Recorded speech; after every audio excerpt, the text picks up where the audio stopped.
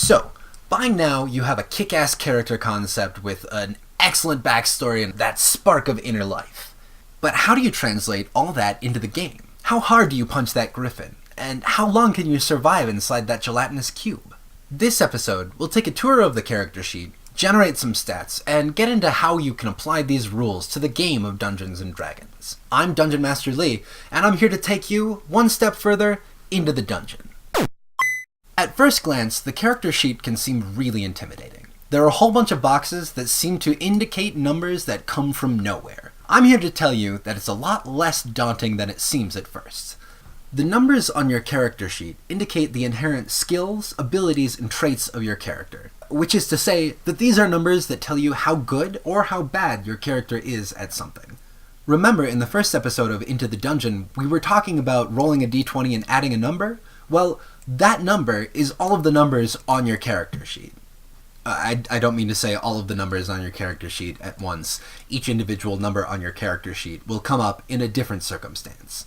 Alright, let's get started. First up are attributes. Attributes are a numerical representation of your character's physical and mental abilities. Is your character good at punching? Then they probably have a high strength. If your character is good at math, however, they probably have a high intelligence. Though these numbers are used on their own, they're also used to derive a lot of the other numbers you see on your character sheet. The player's handbook is going to go into a lot more detail on what each attribute involves, but for now, a brief summary is this. Strength is how hard you can throw something. Dexterity is how well you can aim it. Constitution is how much you can quaff at the local tavern. Charisma is how many friends you make doing it. Intelligence is knowing facts and being able to investigate. Wisdom is knowing when someone is lying and being able to deduce. With that in mind, let's generate some attributes. I need dice, hold on. I gotta get my dice, got a giant bag of dice, I gotta keep on the floor. Bam, okay. The most common way to generate attributes is to use 4 six-sided die. Roll these 4 six-sided dice, remove the lowest, and add the remaining 3 highest numbers that you have. Do that 6 times, giving you a list of 6 different numbers. These will be your attribute scores. As an important note, the race that you choose for your character will affect your attributes. Some races, like half-orcs, add 2 to a certain attribute score. You can learn more in the player's handbook under the races section, but keep that in mind during character creation. Alright, so at this point you have a list of 6 numbers assigned to the different boxes underneath each attribute score. If you need I wanna give you a little peek into my life. My partner and I take turns hiding Spock around the apartment, and while I was talking to you, I met Spock's gaze stickered to the back of my computer, and it distracted me, so I looked away. But that take was good, so I might keep it. Anyway, by now you have a list of 6 attributes that you've chosen to suit your particular character's needs. You've gone through the racial profile for whichever race your character is going to be, and you've picked out which attributes to add to the attribute score list. That's not the important part of attributes. In order to get the number that you will add to a 20-sided die roll, hereafter known as a d20 roll, I don't know whether to assume that people know that a d20 roll is a 20-sided die roll, but I really like introducing people to this game, and you may not know that that is what that means. So anytime there's a roll described and it's a D whatever, it's that number of sides on a dice. So D20 is a 20-sided die roll, and a D8 is an 8-sided die roll, and so on and so forth.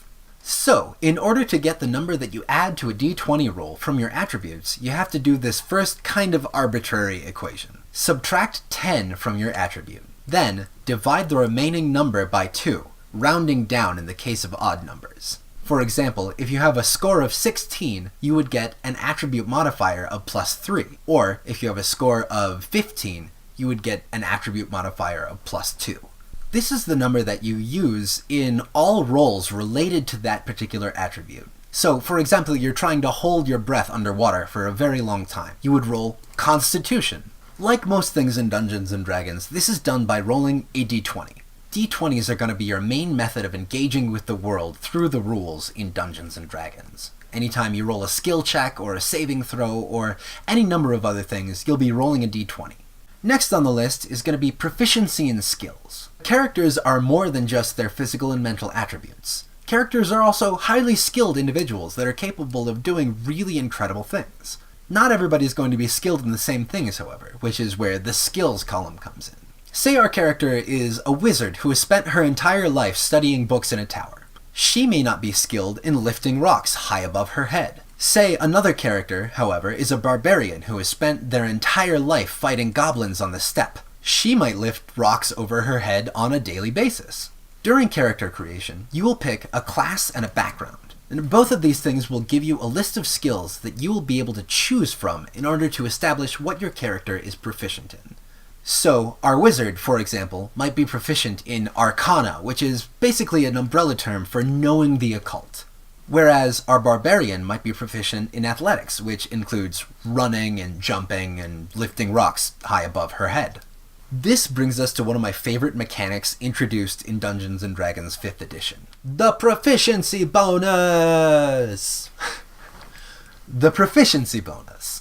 In previous editions of Dungeons & Dragons, you would get an amount of skill points each level, based on a pretty arbitrary equation. These skill points could be assigned to each skill individually. Each skill would cost a certain amount of skill points, there would be skill synergies and skill negatives that you would apply. It was confusing. And though that can be a fun system, it's not great for beginning players. In Dungeons & Dragons 5th edition, however, each skill that you are proficient in gets your standard flat proficiency bonus. Each character in the party will have a proficiency bonus based solely on their level, regardless of their class. At first level, that's 2. It doesn't go up to 3 until later. So, how does that combine with skills? Well, if you're proficient in a particular skill, you will roll a 20-sided die, add your attribute modifier, and then add your proficiency bonus.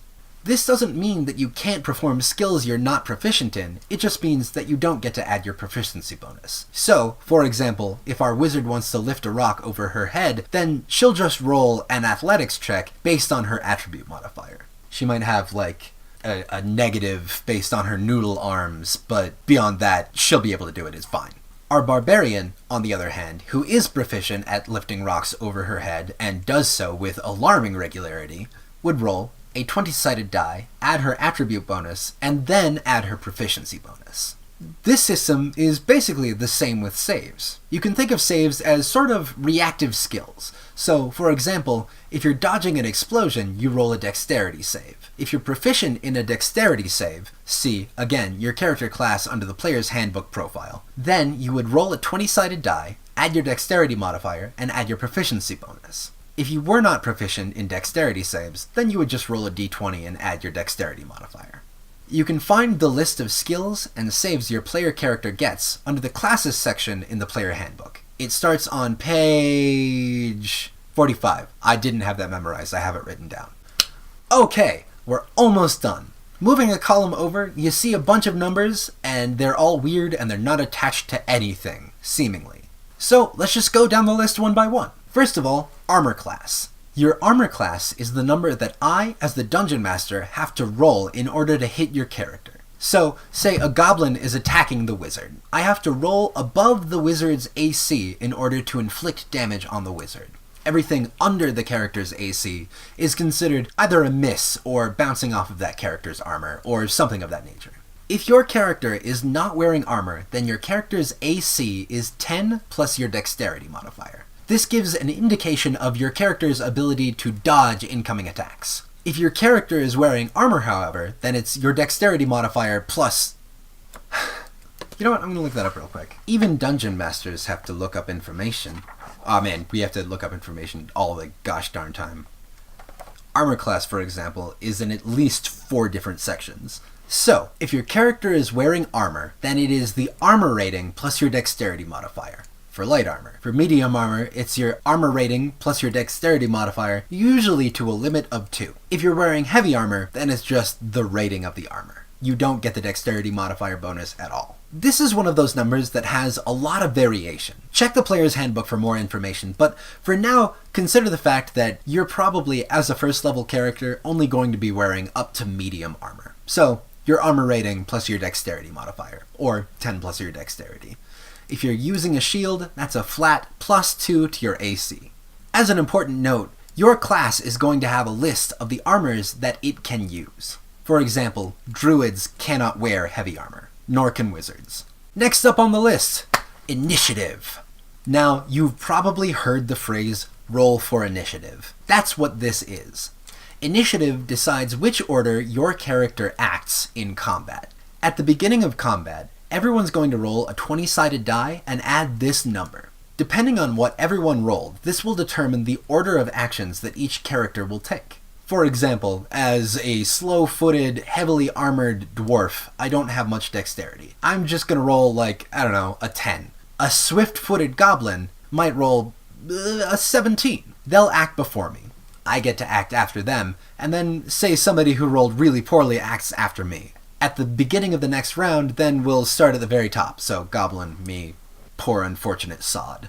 This number is a dexterity roll. That's it. So basically, rewrite your dexterity modifier here. There are things in the game that can adjust this number, but they'll come up on a case-by-case basis. For now, this is all you really need to know. Your speed! Speed is an indication of how many squares your character can move on a battle mat. Each square on a battle mat is 5 feet. Now, if you're using theater of the mind combat, then this is a little less important and is only an abstract representation. But if you're playing it on a battle mat, then this indicates how many steps your character can take. Your speed is determined by the race you choose. So, heads up, if you're a halfling, you're not going to move as fast as a human. Your speed, for the most part, is going to be either 30 feet around, which is 6 squares on a battle mat, if you're human-sized, or say, a dragonborn or half-orc, or your speed is going to be 25 feet around if you are a dwarf, a halfling, or a gnome. That means you'll get to move 5 squares on a battle mat instead of the much swifter 6. Next up, your current hit points and your temporary hit points. If you're unfamiliar with the concept, hit points are an indication of the amount of damage you can take before your character is incapacitated. Your character has this many hit points before they're down and out. To get this number, look at your character class profile in the player's handbook. You'll see that you have a hit die, which is usually something between a D6 and a D10, if I remember correctly. At first level, you will get the maximum number of the hit die plus your constitution modifier in total hit points. So, say I have a D8 and I have a constitution modifier of +2, that means I have 10 total hit points to work with. Each subsequent level, you're going to roll your hit die and then add your constitution modifier and gain that many hit points. But we can save that for another time. We're talking about building a character right now. Magic, potions, and abilities might be able to bump you up above your current maximum hit point total. This is what you put in the temporary hit points box. Temporary hit points are a reserve of hit points that you can burn through before you start eating into your character's total hit point maximum. These are hit points above your character's maximum, though they cannot be healed through normal means. Basically, they're one and done. If you have them, you use them, and they're gone.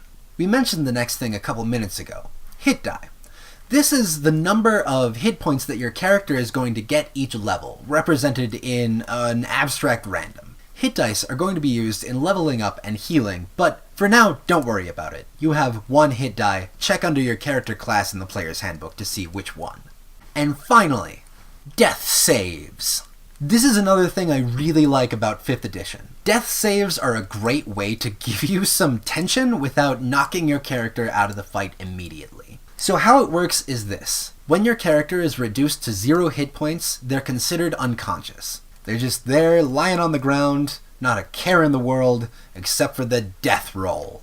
A death roll is an unmodified d20 roll. So, you roll a 20-sided die. If you get a number higher than 10, you have a success. If you get a number lower than 10, you get a failure. 3 successes, and your character is stable. They're not up and fighting, but they're not actively bleeding out. Get 3 failures, however, and your character dies. This is Dungeons & Dragons, so they may not die permanently, but your character is probably out and you'll have to re-roll. That's fine, come up with a cool new concept. This is a race, basically to see whether or not your character can hang on long enough for another character to run up and stabilize them, or to see if they can be lucky enough to stabilize themselves before outside interference is necessary. Either way, it's a lot more flexible than just the, hitting a switch and your character is down. That's why I like it. And there you go. That's the framework for your character. Those are most of the numbers that you as a player will need to play Dungeons & Dragons. You are still unequipped, and you don't know how much damage you do in combat, but that can all wait till the next episode. Next time, we'll go into attack rolls. Through my pen. I'm excited. Next time, we'll go into attack rolls and healing and the basics of playing the game in and out of combat. Until then, this is Dungeon Master Lee reminding you that to fight dragons, you have to take one step deeper into the dungeon. Thank you for watching. I hope you enjoyed. Subscribe if you like, and leave a comment below with the characters that you come up with. I love to hear about this stuff. Thanks for watching. Have a great night. And keep adventuring. Until then, this is Dungeon Master... I keep, yeah...